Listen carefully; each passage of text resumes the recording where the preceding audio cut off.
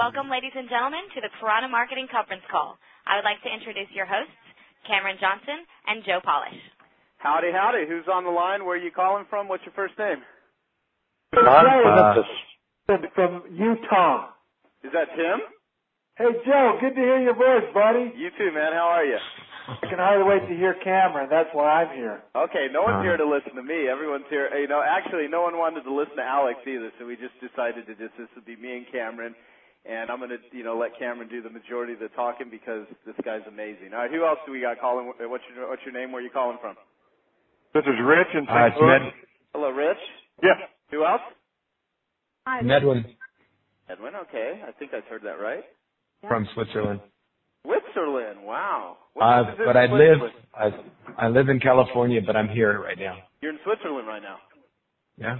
Wonderful, wonderful. What time is it over there? 9:03. A.M. or P.M.? PM. PM, wow. But didn't you say you're from Switzerland, but you're in California right now? No. I was born in California, but I've been in Switzerland for the last few months, and I'm coming back to California tomorrow. Oh, I got you. That's great. Well, wonderful. Thanks for being on the call. Who else do we got out there? This is Susan from Charlotte, North Carolina. Hello, Susan. Okay, who else? This is Jolly from Arlington, Texas. Arlington, Texas. Okay, who else? Denise from Kansas. Hello, Denise. Hi. How's Dorothy? Now, Never met her. You've heard that a million times. It's not even funny. Oh, yeah. Never seen the show either. Yeah. It's well, thank you for being on the call. Who else do we have? Lisa from Phoenix. Who's from Phoenix? Lisa. Hello, Lisa. Hi there. No, I'm in Tempe right now, so. And this is Katie from Phoenix. Hello, Katie. Phoenix, the wonderful, most amazing city in the country right now for weather. I just got back from Chicago. I was freezing. I couldn't figure out why anyone would even want to live there, but nonetheless, it's a cool city. All right, so I'm going to mute the line. I think it's already been muted. Can anyone else hear me other than Cameron? Yeah. I can hear you. All right. So we are ready to rock and roll. So the line will be muted. For the next 70 minutes, I'm going to be interviewing an amazing individual. If we go a little bit longer, we'll go a little bit longer, but I'll try to keep it tight. There's a lot of stuff we could talk about. So here is my guest. Today's call, I want everyone to know, is about implementation. So just jot that down on your note sheet. There is a note sheet, a cheat sheet, and if you have not gotten that and you'd like to get it in front of you, you can go online to www.geniusnetwork.com/Ask Cameron Johnson, ASK Cameron Johnson, /notes.pdf. Again, geniusnetwork.com/Ask Cameron Johnson, /notes.pdf. And there's a list of questions that I will be asking Cameron that were submitted into the AskCameronJohnson.com page, and we've got some really, really fantastic questions, including some of my own. So, hey, Joe? Yes? You haven't muted the line yet, right? Oh, well, thank you very much. Yeah, well, you have not, because I'm on the call-in line. So. All right. Thank you, Tim. Okay. Cameron? Yes. Okay. Now we're all nice and quiet, and it's an intimate moment for us. All righty. I'd like everyone to write down somewhere on the note sheets that this interview, this Genius Network interview that I'm about to do with you, is all about implementation. And one of the things that's most amazing about my guest, Cameron, is that he's a guy that's implemented quite a lot of stuff at a very early age. And so it doesn't matter how old you are. It doesn't matter if you're new in business or if you've been in business for many years. I think you're going to get a lot out of what I'm going to ask Cameron and what you're going to hear from him. Just a couple days ago, you turned 21 years old, correct? That's correct. Okay, so now you're no longer 20. You're of legal drinking age now, at least in the United States. And so at the time of this interview, I'm talking to a guy who's only 21 years old. And I'm just as curious to find out more about Cameron as is everyone on the line. I have the advantage of I've been to dinner with you several times. You were a wonderful speaker at my boot camp just a few weeks ago. My Piranha Marketing Boot Camp blew everyone away. We actually called him Mr. X because I didn't want to reveal his age to anyone in the audience because I didn't want anyone to have any preconceived notions of, oh, what am I going to learn from a 20-year-old? And so he got his start in business at a very, very early age. He has successfully started and sold more than 12 businesses in the last 11 years. He's very media savvy. and all of his various businesses, which we're going to talk about during this interview. You've been featured in Newsweek, Businessweek, the New York Times, Chicago Tribune, Time Magazine, CNBC, MSNBC, and more than 250 other media outlets worldwide. Cameron's been hired by Fortune 500 companies. He was the subject of a best-selling biography book in Japan in 2000. And you're personal friends with Steve Forbes, Michael Dell, Donald Trump. I mean, it just goes on and on and on and on, and I know we're going to cover some of that stuff. Cameron made his first $1 million before he was even out of high school. And the guy's an amazing dude. I mean, sold $50,000 worth of Beanie Babies at the age of 12 years old. So, Cameron, I'd like to welcome you to today's call. Thank you so much for taking the time to do this, and I'm really looking forward to it. Is there anything I left out that's current stuff that someone should know before we get started? Thank you. No, I think that's great. Thanks. Okay, Didn't even know all those things. Yeah. It's good stuff. So what I'm going to do, the very first question on the note sheet, just to get some background. So briefly, tell us the story of how you got started and how you and your businesses have evolved, meaning how did you become such an amazing entrepreneurial success at a young age and in such a short time? How did you do it? Well, I got my start in the business world at a very early age, and it started with my parents giving me a computer and a printer as a Christmas present when I was 9 years old. I took that computer and printer and started a printing business several months later, selling customized greeting cards, stationery, et cetera, to friends and neighbors, and that business grew, and ultimately I got into selling Beanie Babies over the Internet when I was 12 years old. The Beanie Baby craze was out of this world, and I began selling these Beanie Babies through eBay and through a website we had and through several other things, and we began shipping 40 orders a day, and we became the second largest Beanie Baby retailer on the Internet, and I made $50,000 when I was 12 years old selling Beanie Babies. So that's how I got my initial start, and then it grew into Internet companies, and it kind of has been quite an experience. Well, talk about, because I mean, how old were you? You were at age 14 when you were one of the finalists for the Young Entrepreneur of the Year award. Can you talk a little bit about that stuff, because I think it's instructional? Yeah. When I was 14 years old, I was getting ready to go into the 9th grade high school here in Virginia, and I was one of 3 finalists for Junior Achievement's Youth Entrepreneur of the Year award. They put an ad in USA Today, and they ran this for quite some time, saying Junior Achievement, along with a company, brightest.com, is looking for a teenage Michael Dell. We want to find a teenage entrepreneur who started his or her own business, and we want to know what that business does, and because we're after a teenage Michael Dell. Well, we received this in the mail from actually a friend of my dad's. He sent this to my dad saying, "This is Cameron. Cameron needs to apply for this." And I didn't think very much of it because actually the deadline had already passed when he sent it to me.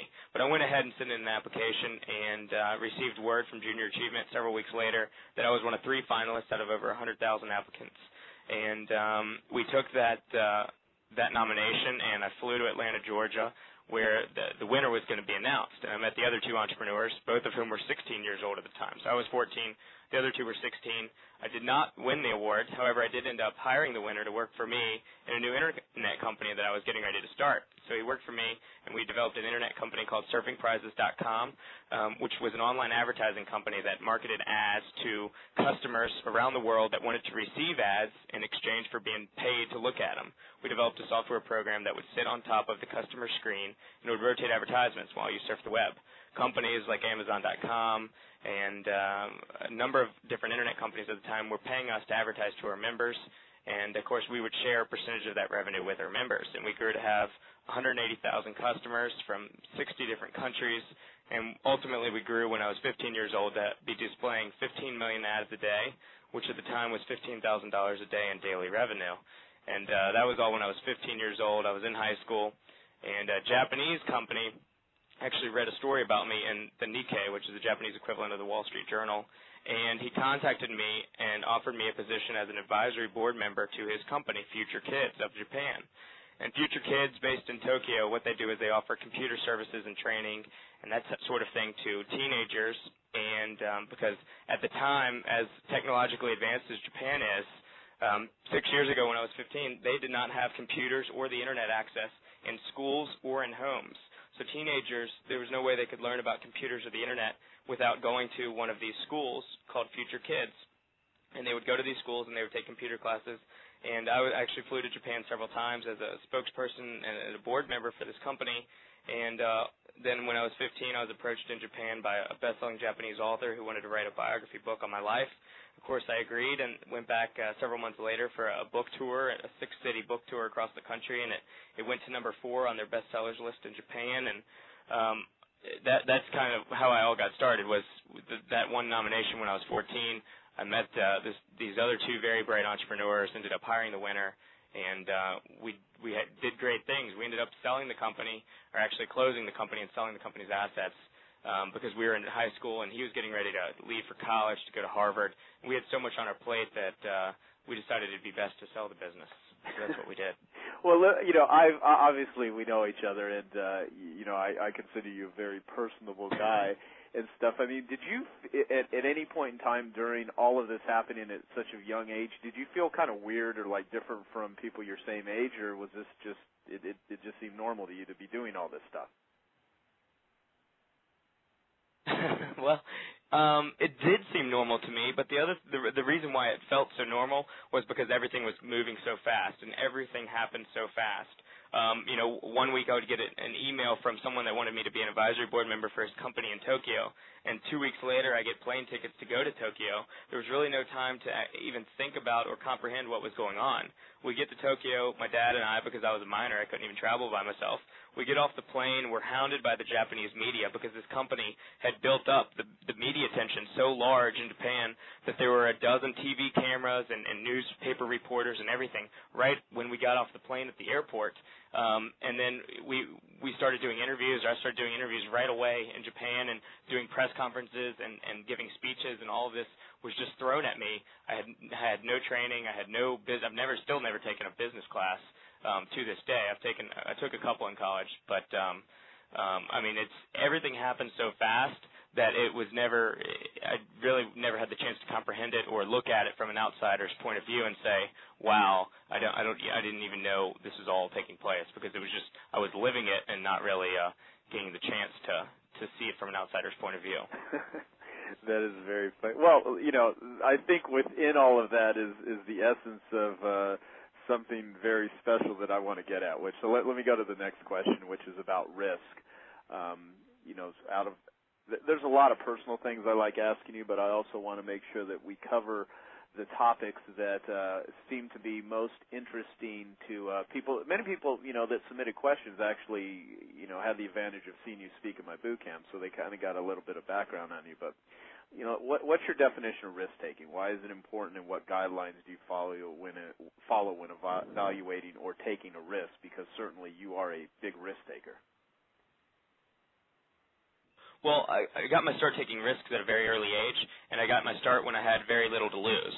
Whether this business idea that I had failed or not, that wasn't going to stop me from waking up the next morning and having food to eat and a house to live in and school to go to. So all those things were taken care of, so it wasn't like I was taking risks like some entrepreneurs do, and that I was also so young that I was kind of naive and ignorant and didn't really realize what I was actually doing. I just said, hey, I want to start a business. I think it'll work. Let's do this, and then that's what happened. And so far, it has worked, and I've been very fortunate. But risk, when I today evaluate risks, I definitely mainly consider the amount of return that I'm going to get from that risk. It's not worth risking everything if the return is not going to be so great. And I think that's the biggest thing, is that people misjudge. They misjudge the return of their investment, whether it's time or money, versus the amount of risk that they're taking for that return. And that's one of the things that I evaluate so hard now. And with internet companies too, is that there's less overhead and they're easier and more affordable to start. So there's less risk involved right there, starting an internet company versus a brick and mortar company, where you have to find office space, you have to sign a 12-month lease, you have to pay utilities and all those things. You don't typically have that with internet companies. So you can start them much easier, and there's less risk involved right there from the start. Right. Well, you recently signed up for Strategic Coach. I know that because Dan Sullivan actually, talked about it to the whole group. He's like, you're the youngest person that has actually joined the high level, make boatloads of money coaching groups. And I know you were at a Strategic Coach class for, I guess, teens, years ago. And Dan says something that, you know, two things that are necessary for entrepreneurs is courage and ignorance in the very beginning, which I think is kind of funny because it almost talks to what you just said about, you know, I didn't know what the heck I was doing. And certainly for me, I mean, one of the advantages I had becoming an entrepreneur early on is I didn't know what I couldn't do. And when you don't have the world telling you can be successful, you can't be successful, you can do this, you know, you don't have those limitations, it's amazing what can be done. The thing that I really admire in you is not just, you know, physical courage. It's not, you know, let's go, you know, skydiving. It's not that type of courage. It's a lot of the mental courage that you have to do things that no one else your age is doing, to, you know, go explore areas that most people even twice your age would never even consider exploring. I mean, if people want to see a lot of the things you've done, they can visit your website, CameronJohnson.com, and get more background on you even after this interview, which I'm sure everyone will probably want to do. But what is it about just what happens inside your head that just causes you to move forward? I mean, where does this, if you can even articulate that? Well, when I was a kid and I was starting these businesses, I used my computer as what my attorney said once in an interview as his gateway or window to the world. You know, oftentimes my customers and even the people I hired as outside contractors, you know, to design websites and code different things. I'm not a computer programmer or anything like that by any means. But when I would deal with these people, they wouldn't know that they were necessarily dealing with a 14 or 15-year-old. And I played that to my advantage in that if you were talking to me on the phone when I was 14 or 15 years old, you'd obviously know that it's a young voice on the other line, and it's obviously someone extremely young. And it wouldn't have been as easy for me to get the credibility that I was able to get simply by starting my business and building a reputation or building a successful business. And then I would, of course, get media attention, and the press factor gave my businesses so much credibility that it would always help me get to the next level. So I've used the media attention all along, starting when I was 9 or 10 years old when I got my first newspaper story, to give my businesses credibility all along, and that's helped my businesses grow, being that I had such a disadvantage, being that I was so young. And that's kind of the way that it all worked out, and it makes perfect sense now. Because if a 12 or 13-year-old is starting a business now, and he basically wouldn't have any credibility. And, you know, of course it takes credibility to build your business and make it successful. And, you know, we always treated our customers right and took care of them. And, of course, you have to do that if you want your customers to come back and buy from you again. And all of our customers always did. And they would refer friends, which would help our business grow, or they would tell family or neighbors. And word-of-mouth advertising, of course, is the most powerful, and that really played to our advantage. Yeah, well, no, that's it's very funny how you know you would. I even think, like, how would you even know so much about publicity and marketing at that age? But certainly, I want to talk about publicity at some point, about what are the ways that you do it, because as marketers, and I mean, I think you're an amazing marketer, although you don't really refer to yourself that way.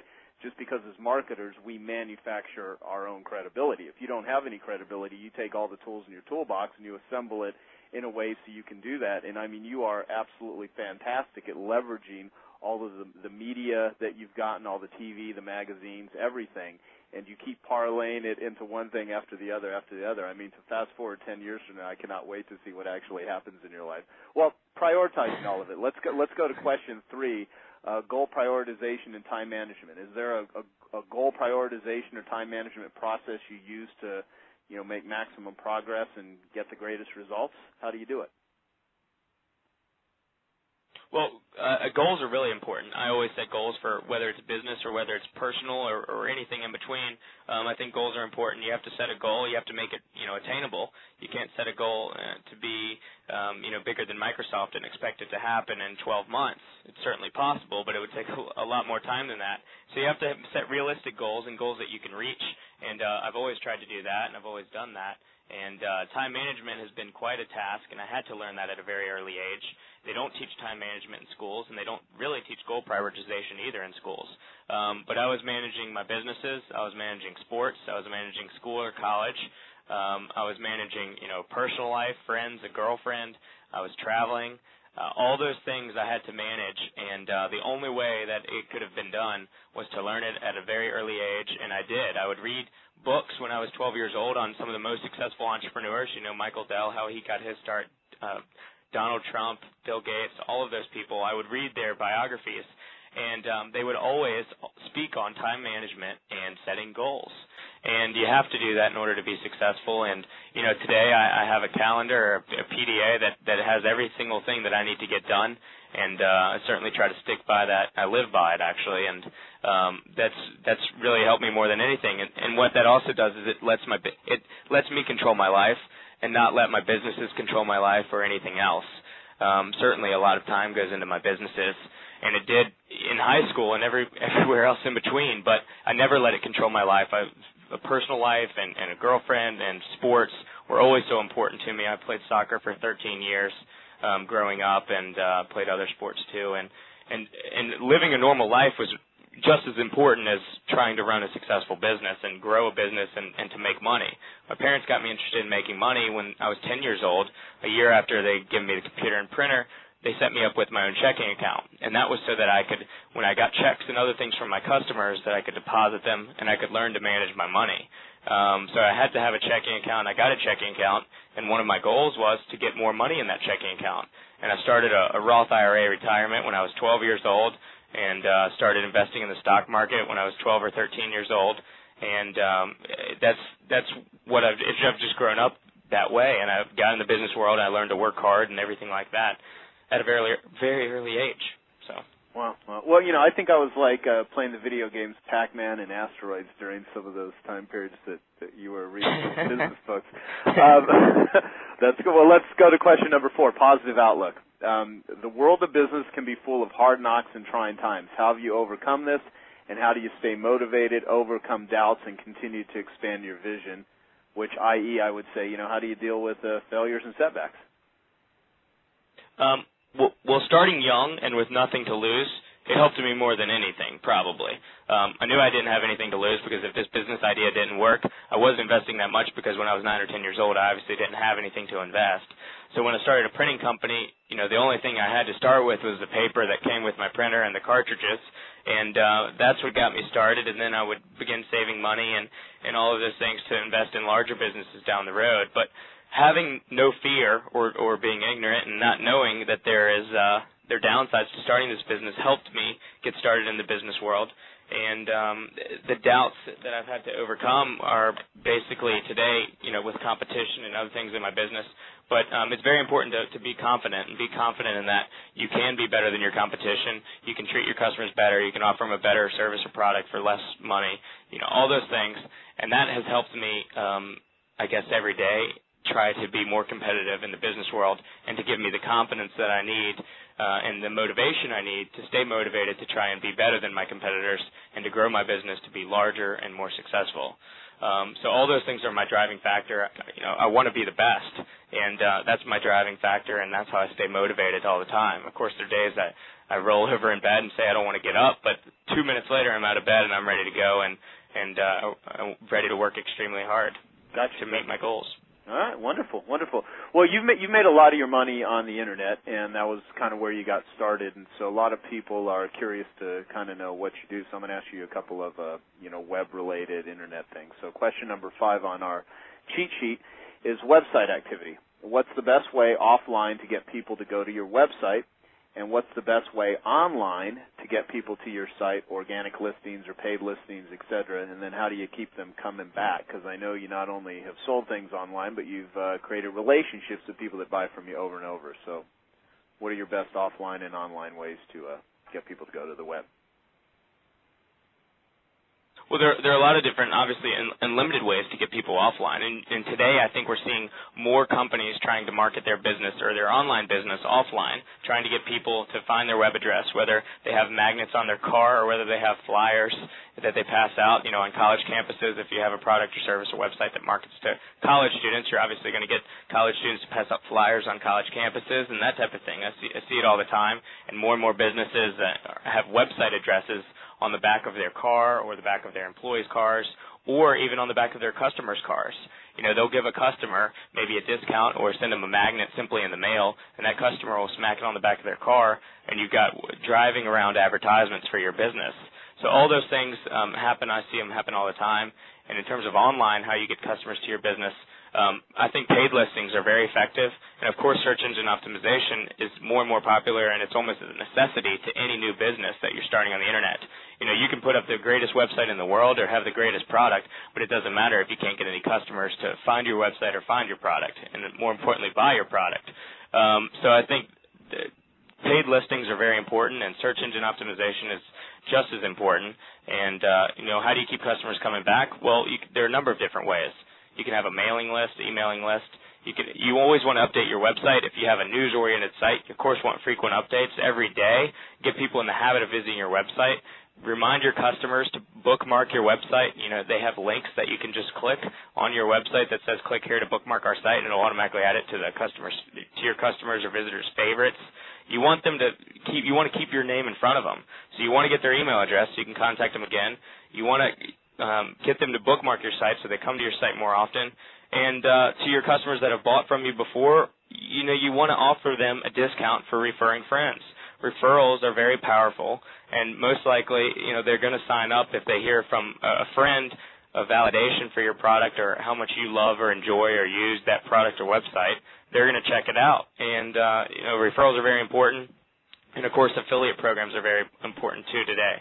Companies will sign up for an affiliate program and offer people discounts for sending customers to their site, whether it's a lead, whether it's a fee for a lead, they'll pay you $3 or $4 or $5 for every customer you send to our website, or whether it's per sale. And if you're selling a $100 product, they'll send you $20, $30 every time a customer signs up for your product or buys your product.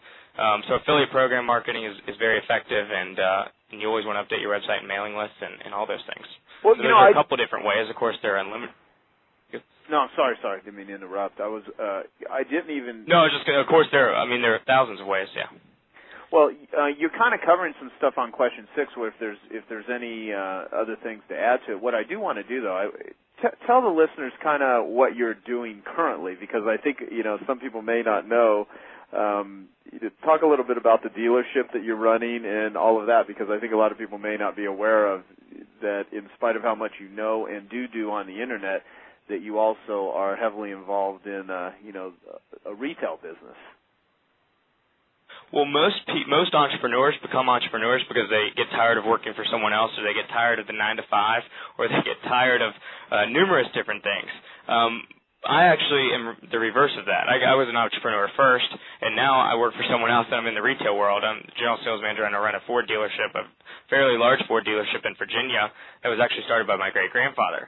And it was started in 1938, and I got started in the dealership because, of course, my dad is the dealer principal, and I said that I would come and run the dealership for a couple of years and try and increase sales, increase profits, do all these things before I maybe move on to another internet company. It was perfect timing because I went to college. I went to Virginia Tech for a semester, and I started a new internet company called CertificateSwap.com. And it was an online marketplace similar to that of eBay that allowed customers to come onto the site and sell your gift cards that you don't want. So if you get a $100 gift card to Foot Locker, you can come onto the site, sell it for $80 or $90, and get that and take the cash and use it wherever you want, instead of having a gift certificate that you weren't going to use to a store you didn't like. So I started that business when I was a freshman in college almost 2 years ago, and I left college to raise venture capital for the company, and we were offered $10 million in venture capital. However, I turned down the offer because of some of the contingencies, and I was in transition between a new business that I was getting ready to start, and then I said it would be a perfect opportunity for me to put in the time that I felt like I owed to our family's business. So I've been here. I'm totally in the retail side right now, and work at a dealership and run the sales departments, and that's kind of what I've been doing now for a year and a half, and I'm just now wrapping up this side of my life. Yeah, well, tell them about. I think it's kind of cool what you've done since you've taken that over. Like how much has sales increased and all that jazz. Yeah, well, our first year we're a fairly large Ford dealership, but our first year we increased sales last year. 2004, I started in January of last year, and last year we increased sales by $10 million and increased profits by more than $1 million, and that's quite a chunk of change to a dealership in terms of. And when you look at it in terms of how to increase things in a dealership, it's not very easy at all. You don't make any money and that type of thing on oil changes and that type of thing. The only way you can do it is by selling more cars. and we sold more than 800 more cars last year than we did in the previous year. And to do that in a down market when, you're selling Fords, when Ford sales are off nationwide, and every other dealer in almost the state of Virginia, sales went down in 2004 versus 2003, and ours went up 167%. There are dealers looking at us saying, what is Magic City? That's the name of our store, Magic City Ford. What is Magic City doing differently? And we're doing everything differently. We're marketing on the Internet. Dealerships, are old school. They don't know how to market on the Internet. They don't know how to get customers to visit their website and to give them your name and email and phone number. We started doing all of that. When I was 17, I worked at our dealership running our Internet sales department, and we grew to be one of the top 5 departments in the state of Virginia and have one of the highest closing ratios from people that submit leads based on the percentage of customers that buy cars. And we took all those principles and we put them into basically online marketing. The other way you can increase profits is to cut your expenses, of course. And a lot of our advertising was extremely ineffective. We were spending $60,000 or $70,000 a month on advertising that wasn't working. And if we could cut that out or a large percentage of that out, it wasn't going to necessarily hurt our sales. It was just going to help our profits. And we did that, and it's actually helped our sales by taking that money and putting some of it in the bank and using less of it to, do online marketing, which is, of course, more cost-effective and less expensive and generates you more leads and more sales. And we've done that, and our competitors haven't done that because they don't know how, and we've been very fortunate with that. That's great. That's great. Well, is there anything else you'd like to, on question 6, online sales, how do I market more effectively online, something else that you'd like to go elaborate on that you didn't mention? Well, the biggest thing is being effective. And, the only way you can be effective is to track everything and know what works and what doesn't. And then, I'm a true believer in if it's not working, don't do it again. And if it is working, do more of it. And that's, what you can do in any business. And, if you can't track it, then, I don't believe in doing it at all. And that's why and that's one of the main ways to be more effective online and offline. You got to be able to track everything, and that way you know what works and what doesn't. What you just said there is so critical. I mean, just if it's not working, don't do it again, and if it is, keep doing more of it. I mean, everyone can write that down on the back of a napkin, but it's just very sound business advice, and you're just a great leverager of things that work, and you abandon things that don't. I mean, I've had lots of private conversations with you about that. I mean, we were talking about one very large company that had you come and speak to them that are losing millions, and your advice to them was, well, just dump the project then. I mean, it's not adding to the bottom line. Question number 7, the market and the products. How do you find the audience to market to, and how do you find the products to sell that people want to buy? Well, I've almost got a reverse look at that question, and the whole principle of building your product and then finding a way to market it to your customers. I almost now look for a niche market and then find a product or service that they can use that'll be of value to them and that will help them, whatever they're trying to do. And if it's a business-related service, which I've had several companies that market services to car dealerships, and across the country, we've helped hundreds of dealerships, our company has. And what we did was, of course, my experience in a dealership shows me what dealerships can do differently to do better, and we take those ideas and philosophies and we bottle them up in a product and we market it to dealerships. And that's what a new company I have that's launching in January will do. It's going to help dealerships maintain their customers, maintain a follow-up procedure, and help them sell more cars, more service, more parts, more everything by staying in contact with their customers. Because right now, the way a car dealership world works is that when you buy a car, most likely you don't ever hear from that dealership again, and that's just not the right way. You got to build relationships and not transactions. And by staying in contact with your customers throughout the course of ownership, service reminders and all those type of things, you can build your business. You can get referrals. They'll tell their friends. They'll be happier customers, and they're going to look to you first next time when they're ready to trade that car or buy a new car. So what I do is I almost find the niche market and then come up with the product. So if I was going to market something to any niche industry, I'm going to say to myself, what does this industry need? And you can do that for large companies, small companies, individuals. What kind of service does someone that owns a home need? And whatever the niche market is, then I try to come up with a product for it.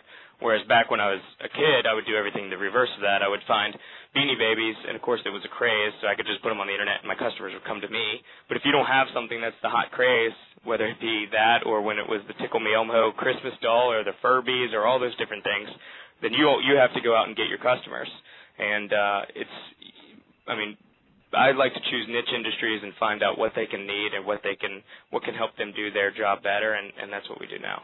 Well, look, if I came up with a doll that was called like the Tickle Me Joe Polish doll or something, and with your knowledge, do you think you could sell that like on eBay or something? Well, you can put anything on eBay for sale. I'm not expecting you to answer that seriously. Well, you said a great piece of advice.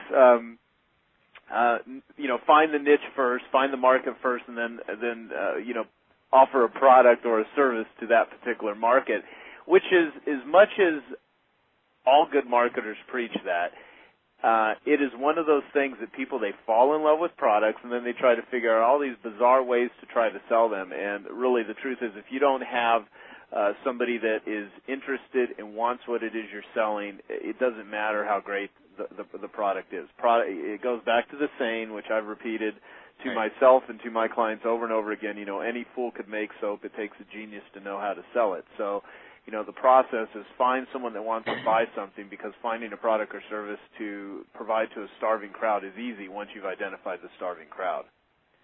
So let's go to question number 8. Exactly. Startup.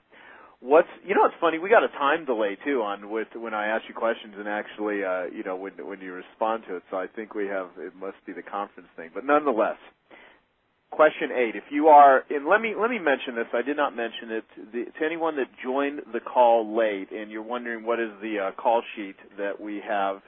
You can actually go online and you can pull it up if you don't have it in front of you, and that is going to be at geniusnetwork.com/AskCameronJohnson/notes.pdf. Okay, so question 8, page number 5. Startup. What's the very first thing you would do to start cash flow in a business? How can you start to make money with little or no investment, and would you consider getting free publicity? Most certainly, I always consider free publicity, and that's just mainly because, if you want to launch a $10, $20, $50 million company and you don't have $10, $20, $50 million to do on advertising campaign, we try to get that equal amount in free publicity, and we think free publicity, and when I say we, I've used the word we from when I was 9 years old to try and make my business sound bigger than it is. That's what I did back when I was 9 years old, and we has always been me, myself, and I.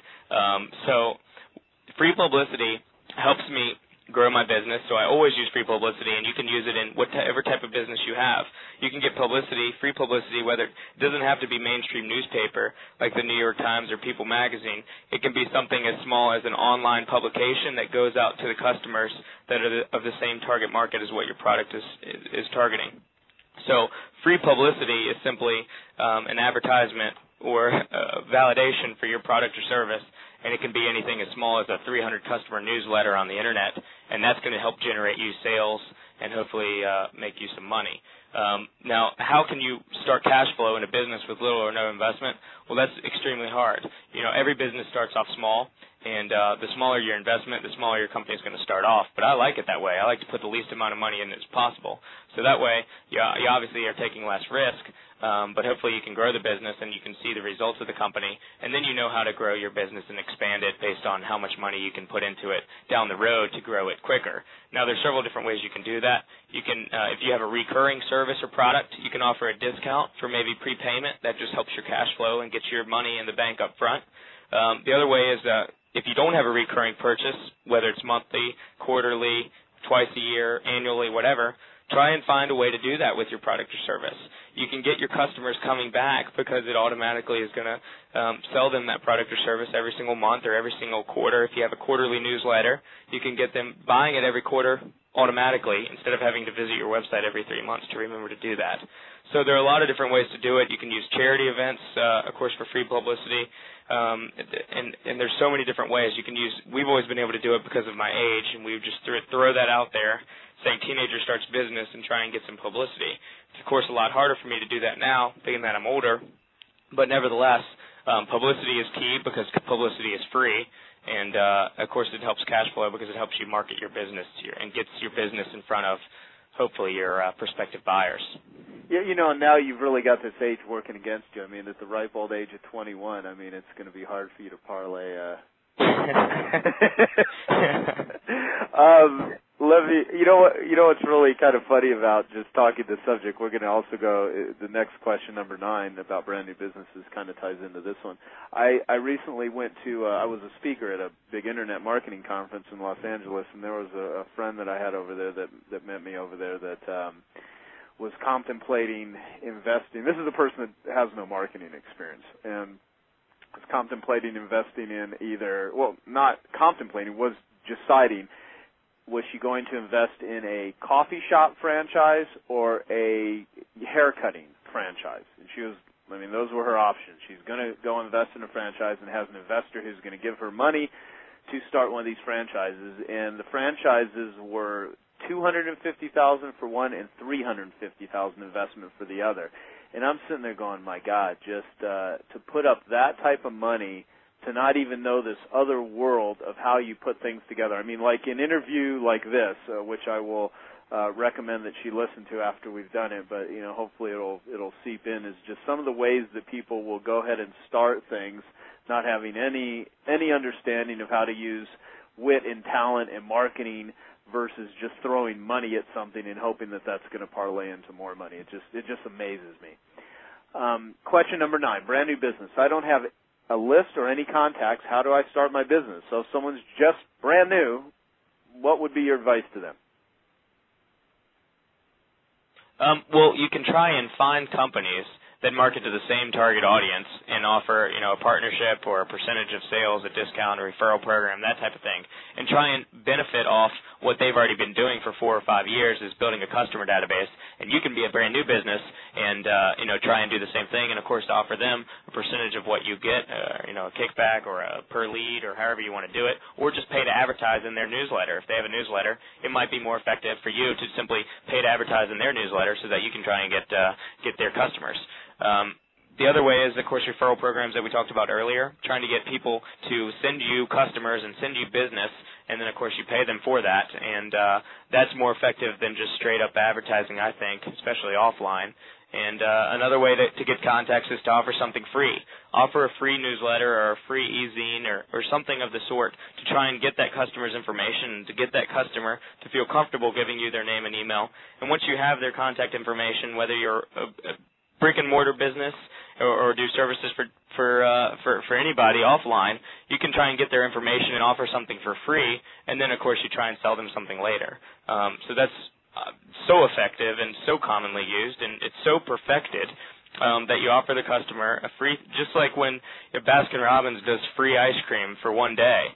You come in and get that ice cream, and chances are you're going to be back 4 or 5 more times in the next 30 days while it's still fresh on your mind. So it's just a way to get new customers. New businesses do this all the time. They offer free services to get you in the door, and, it works, and it's been working for 10s and 20s, 30 years, and that's certainly one way to get customers and, of course, partnering with somebody that offers not a competitive service but something to the same market. That always works well, too. Right. I mean, one of the most successful offers that my carpet cleaning clients use, it is the most effective offer for generating new business, is a free room of carpet cleaning. So what you're saying absolutely is accurate, and it's all how you follow up, knowing that what are you selling, a transaction or selling a relationship. So based on just the way that your mindset towards what you're selling and making a powerful offer, do it through joint ventures like you mentioned, or just making irresistible offers. All of that stuff works. Well, now, assuming you have built a business and you're growing a business, let's go to question number 10, business growth.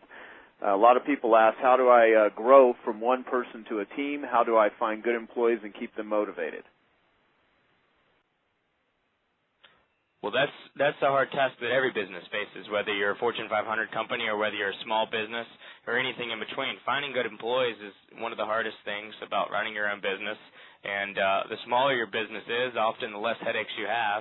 And to find employees, obviously there are a number of different ways to do that. You can do ad in the paper, ad online, look for people that maybe have a business similar to what you do, and maybe you can partner together, joint venture type of thing.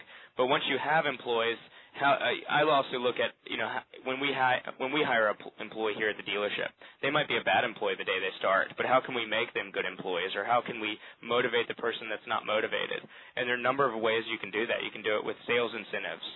If they're going to sign up this number of clients or they're going to sell to this many customers, of course you're going to give them a bonus or an incentive. And we believe in commission pay plans. They get paid for what they do, paid for performance. They don't get paid just $6.50 an hour for coming to work for X number of hours. We want them to be able to make more money, but it's also going to generate more money for the business, and that's what's most important, is keeping the business successful. And they're also going to take better care of your customers. They're your company's customers. They're going to take better care of them when they have a personal interest in that. The other way is if you're an extremely small business, or a small business that's just getting started, or one that's growing, is you can offer people, buy-ins into actual ownership in the company down the road. If you are with me X number of years, you offer them 5% ownership in the company, and then they really take a personal interest in seeing the company succeed. And I've done that with my partners before. And never ever do I give someone stock in the company or anything like that. But someone that's earned it, or someone that works hard, or someone that makes a cash investment, they make a personal interest in seeing your company do well and survive. And I've done that, and it works very well too. So there are a lot of different ways to do it, and some creative ways that I've read about, I read about all the time, and we don't have time to get into them today, but there are a couple ways right there. Well, and I think one of the great lessons for you, because there's a lot of people that have such a reluctance to bringing on additional help, and I'm one of these people that really believes that not only do I like having employees, I think it's the only way for me to leverage myself into the goals and the direction that I want to go. So I'm not one of these people that try to figure out how to do everything myself and how to streamline everything so there's no additional human beings involved. I mean, I'm certainly a believer in efficiency and effectiveness and in doing things through advertising and stuff, but at the same time, I mean, I want to have good people because I look at people as investments, and the more great investments I could bring in, the better. And I think one of the lessons to learn from you at a very early age, when you were 14 years old, you end up hiring the 16-year-old guy for the Entrepreneur of the Year contest. I mean, you've always believed, hey, let's hire people. How many people do you have working for you right now? Right now, at our dealership, we have 140, but my company, we had 21, and for the company I sold about a year and a half ago. And right now I've got probably 4 or 5 people that are working on this new company I'm launching in January. Yeah, wonderful. I just wanted everyone to know that there's one thing about having opinions about it. There's another about actually having people and doing it, because anyone could talk about it. Question number 11. You've sold a lot of businesses, Cameron, so let's talk about exit strategies. This is at the top of page 7 on the note sheet. How do you determine when it is best to exit a business investment? Well, the funniest thing is that I've, of course, had 12 businesses in 11 or 12 years, and looking at that question, you would think that all I do is look at timing for when you sell a business or that type of thing. But actually, most of the timing that's happened to me or the reasons for selling a business have simply been personal timing. Like, for instance, when I entered high school and we were running surfing prizes, and it was simply growing too fast. We had almost 200,000 customers, and we were displaying 15 million ads a day. It was simply growing too fast, and we had to do something with the company because I still had to get a high school education, and I was in 9th grade and playing sports and everything else. So some of my businesses have been sold for those reasons. The Beanie Baby business was closed, actually, coincidentally, because just months later the Beanie Baby craze, the bubble bursted, and it worked out because I had just gotten out of the business, whereas other companies who were still trying to make the business work and sell Beanie Babies on the Internet got stuck with 5, 10, 15, 20,000 of these Beanie Babies that were ultimately worth nothing, whereas they were selling for maybe $20, $50, $100, even $1,000. There's one Beanie Baby back in the day that would sell for $15,000 a piece. And, so most of my exit strategies have been for that exact reason, personal reasons, but I've also had some businesses that I've sold simply because of my most recent business I can talk about is Zablo.com. It marketed an auto certificate, copyrighted certificate, to car dealerships for their website. And I exited the business. I sold it actually earlier this year because we had companies that were simply taking our idea. We had received great media attention and automotive publications, and people were taking this idea and starting up businesses to compete with us. Now, our price was very competitive to begin with. It was $149 a month, which was extremely affordable for any dealership, any size in the country. And the competitors would come along and not necessarily offer a lower price. They would simply try and offer maybe a higher price and more service or do anything of the sort. But it was better for us to sell that business while it was at its peak, whereas typically, it's very hard to buy a business that's extremely profitable because if a business is doing well, the owner's not going to sell it. We actually sold the business when it was doing well simply because we saw the competition coming, and that's one of the reasons. Of course, there are numerous other reasons also. But exit strategies and how do you find a new owner for a business is never easy. We're talking about question 12 now, too. I'm combining that with 11. But when you sell a business, there's several different ways you can do it. You can sell it to an employee. I saw that happen this week. Someone called me because they wanted to sell their business, and they're selling it to one of their employees who had been with them 15 or 20 years. They wanted to retire and get out of the business, and this employee, he was going to finance it for him, the owner, and he was going to help this employee own his own business and take over his business. Of course, that's one way. Another way is to find business owners, whether you put an ad in a paper or whether you list your company for sale on even something as like eBay. I've seen companies sell for $100,000 to $300,000 on eBay that are successful businesses, and some are not successful businesses. They just bring a high price because they hype them up for whatever reason. But there are a number of different ways. There are also companies out there that all they do is try and find buyers for businesses, and there are a lot of people like what you just talked about, Joe, the person that wanted to buy a franchise for $250,000 or $350,000. There are people out there that think that is the way to start your own business, is to just spend $300,000 and you have your own business. And, that's never been the way for me to start a business, but there are people out there that do that, and there might be someone out there that's looking for a business like yours that they'll be interested in, and they have the cash to buy. So that's another way is to get contacted with one of these brokers that tries to connect buyers and sellers. And that type of thing. Yeah, I mean, do you have any timeline of how long you plan on staying in something when you first started, or is it always just been whenever your intuition, your personal issues? Okay. Well, that's good to know. Because I mean, you certainly have never. Yeah, never. I mean, I never. No, when I start a business too, I never say to myself, "This is what I'm going to do for 30 years." I've never said that, of course, ever. And typically, growing up, the different type of businesses that I had, it was typically, only a couple years lifespan, and then you'd move on to something bigger. But the main reason I did that was because I didn't have the capital when I was 9 years old to start, a company as big as I have the capital to start today. So I started small because you have to, and it's taken me 11 or 12 years, but now we run bigger companies, and I never have the plan to sell a business in 2 to 3 years, but it's happened that way. And it's just been for numerous different reasons. Right. Well, you should have saved your allowance more, Cameron, when you were 9. I mean, maybe you could have, had a little bit more capital. My parents took my allowance away. Yeah, it sounds like you probably have pretty good parents. Question number 13, areas of focus. It's on page 8, the top. What area in my business should I focus on, be it marketing, services, tracking, growth? What are important areas that you look at and that you focus on to do as well as you've done?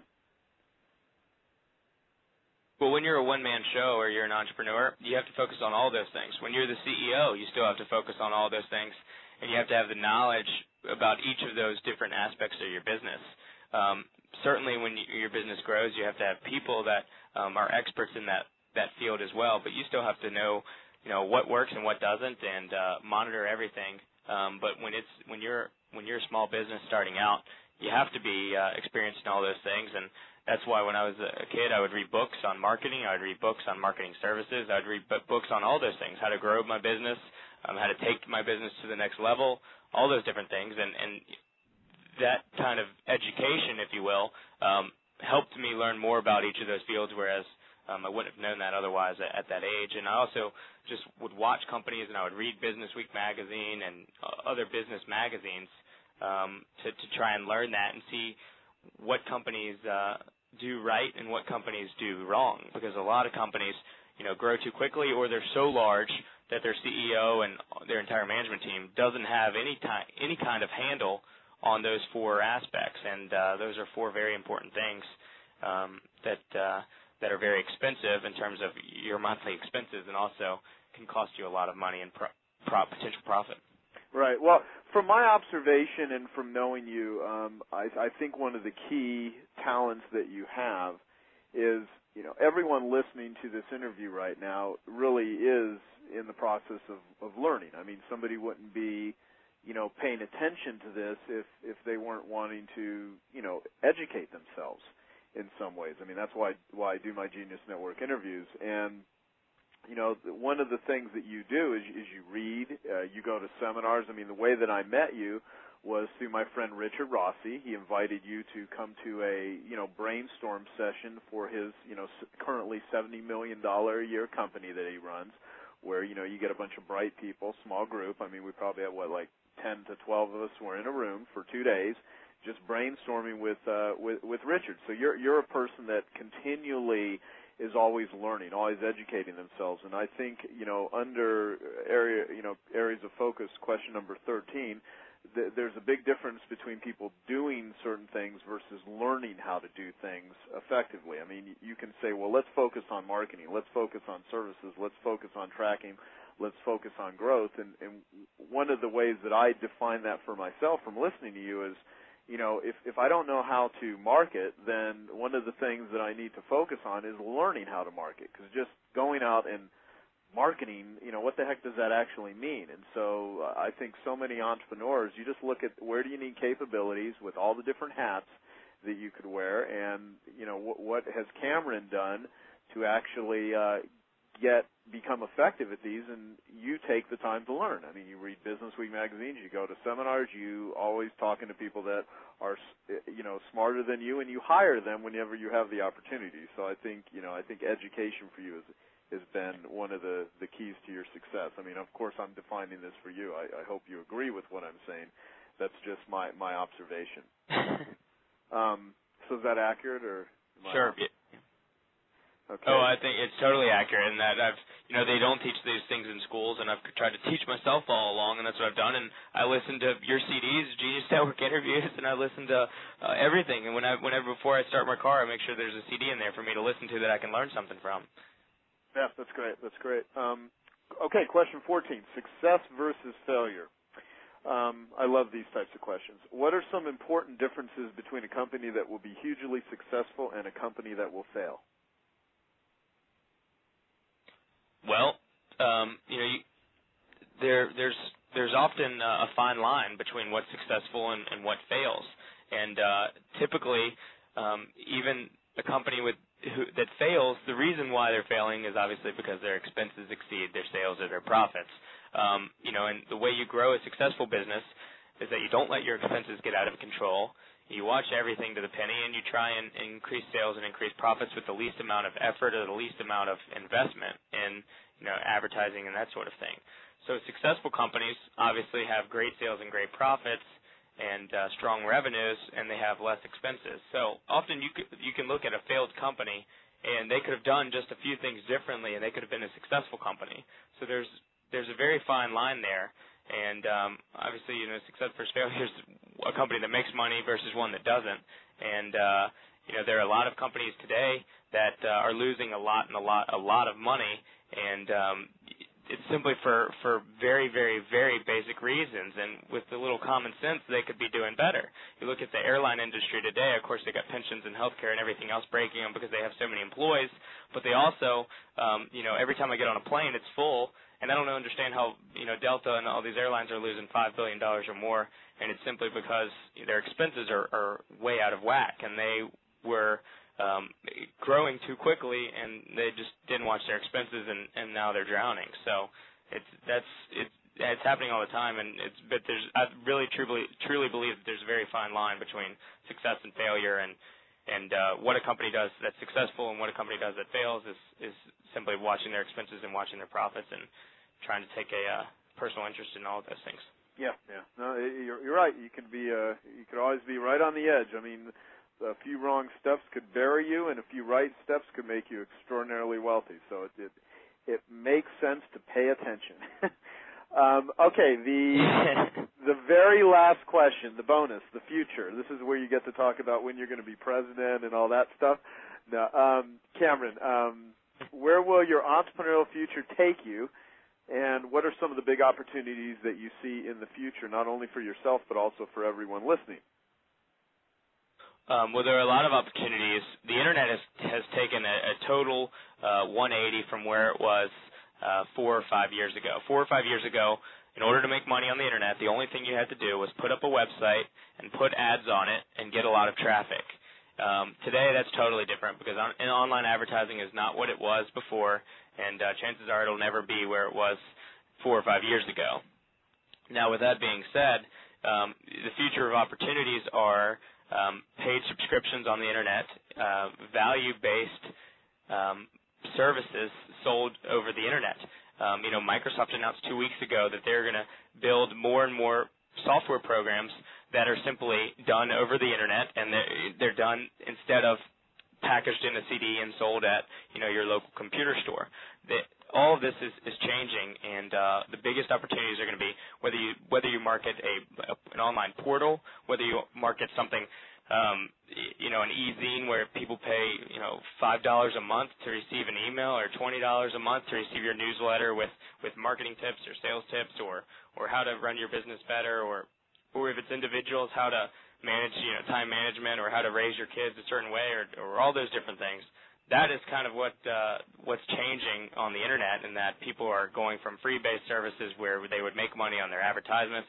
I remember a website, it was a humor website years ago, that they would send out a newsletter every single day, and 5 years ago they would make money by charging companies $10,000 to be in this ad, to have your advertisement in their newsletter. So they would make $10,000 or more a day, depending on how many ads they had in their newsletter, just by sending it out to their 4 or 5 million customers.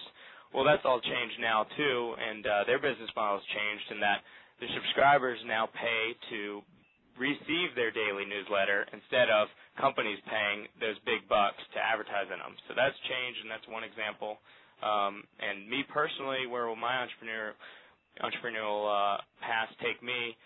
It's very hard to pinpoint that, but I've got a company that's opening in January, and we're going to market a great service to car dealerships across the country, and I think it'll be very successful.